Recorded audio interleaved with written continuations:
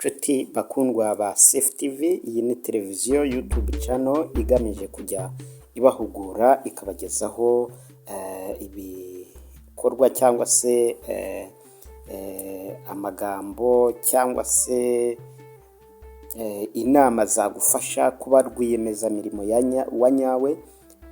Ni gahunda twatangije tugamije gufasha urubyiruko, by'umwihariko bamwe bakunze kujya kuri YouTube bakareba ibintu nyamara ugasanga nta gaciro bibafitiye cyangwa se ntiburi bubongerera ubumenyi runaka, ariko twebwe twahisemo kujya tubaha content igamije kuba yabazamura ubumenyi ndetse ikabafasha kuba mwanashyira mu bikorwa bimwe mu bitekerezo byanyu.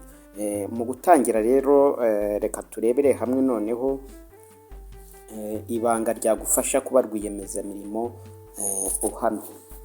Biragoye kuganira n'umwana muto ku ndota ze z'ahazaza ngo akubwire ngo ahazaza nzaba umushoramari ukomeye. Benshi baba barota akazi gakomeye mu bigo runaka, ku rundi ruhande abakorera ibi bigo bagashishikariza abakiri bato guhanga imirimo. Ese koko guhanga imirimo, iyo bavuze guhanga imirimo umuntu wese arabyumva? Ese bishobokera buri wese? Ese ni ugupfa kubivuga gusa? Iyo urebye rero abagiye bahanga imirimo hirya no hino ku isi bikanabahira, usanga baragiye babaho mu buzima bugoye, bakanaca mu nzira z'inzitane mbere y'uko ibikorwa byabo bishinga imizi.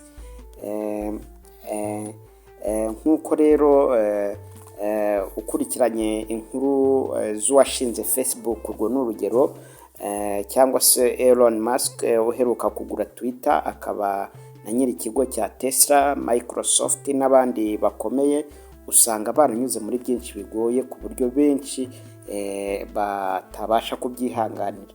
Niyo mpamvu kubwira umuntu ngo ihangira umurimo ni ikintu ugomba kwitondera, kuko hari ubwo ubwira umuntu kwihangira imirimo ukamwereka inzira zoroshye, nyamara ibi bintu bisaba inzira zigoye. Nubwo ziba zigoye ariko buri wese azinyuramo, natwe twese tuzinyuramo, ariko tuba tugamije kwihangira imirimo, atari kugira ngo dutere imbere ku giti cyacu, ahubwo duteze imbere na sosiyete tuba turimo. Burya kuko rwiyemezamirimo mwiza kandi ushaka kujyana n'aho igihe kigeze, ahora yihugura, agatega amatwi abamugana ndetse akemera n'igihombo, ariko hari icyo bisaba kugira ngo umuntu agire uwo mutima. Umwarimu wa kaminuza ya Africa Leadership University akaba n'umuyobozi mukuru w'ikigo Afrisol Holdings, Ruvimbo Chikwava, mu kiganiro yagiranye n'abanyeshuri biga muri kaminuza ya Carnegie Mellon University, yagarutse ku ngingo z'ingenzi ziranga rwiyemezamirimo mwiza, anemeza ko atari buri wese wamuba. Uyu mugabo yigisha muri kaminuza akaba na rwiyemezamirimo binyuze muri Afrisol Holdings ikora mu buhinzi, ubworozi n'ubugeni mu turere twa Rwamagana na Burera. Yavuze icyo bisaba ko ngo umuntu abe rwiyemezamirimo wa nyawe. Nshuti ukomeje gukurikira iyi nkuru, kugira ngo ube wahumuka nawe utangire utekereze mu buryo bwagutse, turagusaba gukora subscribe niba utaranayikoze, cyangwa se mu gihe waba uyisangije abandi ukaba nabo wabamenyesha bagakora subscribe, kuko kuri uru rubuga niho honyine tugiye kujya tureba ibintu bifite akamaro, bitari ibyo gukina. Tugarutse kuri ibyo rwiyemeza, uyu mwarimu yavuze ko iyo wiyemeje kuba rwiyemezamirimo ari urugendo rurerure rusaba uwagize uwo muhate kunyura mu nzira igoye kandi no kuyihanganira, bikajyana no gufata icyemezo. Agira ati kenshi uzumva abantu bifuza kumera nka runaka, ariko wamubwira inzira yaciyemo ukumva ntawifuza kuzinyuramo. Rimwe na rimwe guhanga umurimo hari igihe bisaba ko umuntu afata icyemezo cy'ubusazi ariko ugamije kugera ku iterambere. Yavuze ko iyo bigeze ku gufata icyemezo, hari usanga bari gutangira ishoramari bigomwa bimwe mu byo bakundaga kugira ngo bazagere ku byo biyemeje, ibintu bishobora gufatwa nk'ubusazi kuri bamwe badafite uwo mutima. Eh, hari izindi nama yakomeje atanga kugira ngo ube rwiyemezamirimo, yavuzemo kwiga ndetse no guhanga udushya. Si ngombwa yuko wareba kuri kimwe muri ibi uti kwiga sinagize amahirwe yo kwiga, cyangwa se guhanga udushya sinagize amahirwe yo kuduhanga, ariko buri wese burya aba afite ubumenyi buba busaba kuba bwakwaguka igihe bibaye ngombwa. Bimwe mu bigarukwaho rero cyane cyane byafasha rwiyemezamirimo ikizamuka ni ugukomeza kwiga no guhanga udushya ku buryo ibintu byose akora bihora birimo agashya. Mu gihe waba ufite bizinesi runaka ni ngombwa ko iyo wumvishe ati hano batanga amahugurwa ya n'aya, biba byiza iyo ugiye ukongeraho hari akantu usigarana gashobora gutuma bizinesi yawe yazamuka. Ruvimbo yavuze ko kwiga uburyo bwo guhanga umurimo byagakwiye guhera mu ishuri, ariko isomo ryo guhanga imirimo rikigishwa na ba rwiyemezamirimo aho kurebera gusa ku mpamyabumenyi z'ikirenga. Yagize ati usanga mu mashuri hibandwa cyane cyane ku mpamyabumenyi zihanitse, ariko mbona isomo ryo kwihangira imirimo mu mashuri rikwiye kwigishwa na ba rwiyemezamirimo kuko bafite byinshi bakwigisha kuruta abafite impamyabumenyi z'ikirenga batarigeze bakora ishoramari.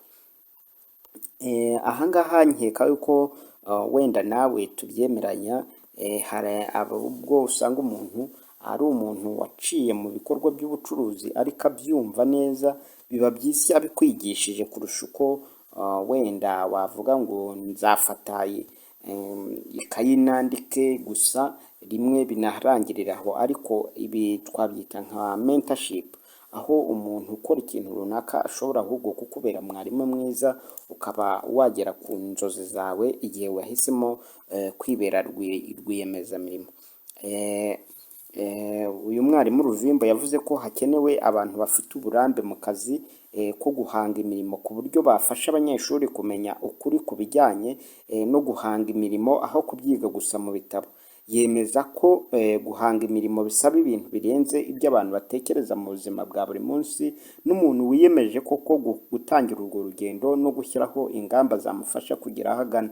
Uyu mwarimu yagaragaje ko kimwe mu biteye inkeke cyane cyane ari uko usanga benshi bafata kwihangira imirimo nk'igisubizo cya nyuma mu gihe babuze akazi, kandi atari ko bikwiye kugenda kuko ubwabyo bisaba imbaraga zidasanzwe.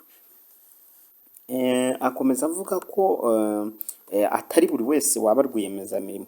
Uyu mwarimu Ruvimbo yasobanuye ko abantu benshi usanga bavuga ko bashobora kuba ba rwiyemezamirimo ariko bitashoboka.